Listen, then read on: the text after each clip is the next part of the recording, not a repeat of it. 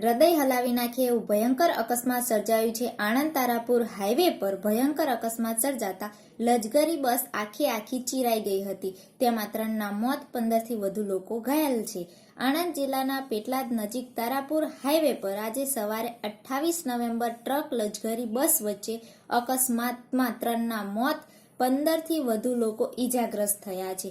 મળતી માહિતી અનુસાર રાજકોટથી સુરત તરફ જતી લક્ઝરી સવારના સમય દરમિયાન લક્ઝરી બસના ચાલકે આગળ જઈ રહેલી ટ્રકને ઓવરટેક કરવા જતા લક્ઝરી બસ ટ્રકની પાછળ ધડાકેભેર અથડાઈ હતી. આ અકસ્માતમાં લક્ઝરી બસમાં સવાર 3 મુસાફરોને ગંભીર ઈજા થતા ઘટના સ્થળે જ મોત નીપજ્યું હતું, જ્યારે 15થી વધુ લોકો ઈજાગ્રસ્ત થયા હતા. આ અકસ્માત એટલો ભયંકર હતો કે લક્ઝરી બસનું ત્યાં જ કચુંબર થઈ ગયું હતું. ઘટનાની જાણ થતા એમ્બ્યુલન્સ, હાઈવે પેટ્રોલિંગ અને પેટલાદ પોલીસની ટીમ તરત જ ઘટના સ્થળ પર પહોંચી હતી.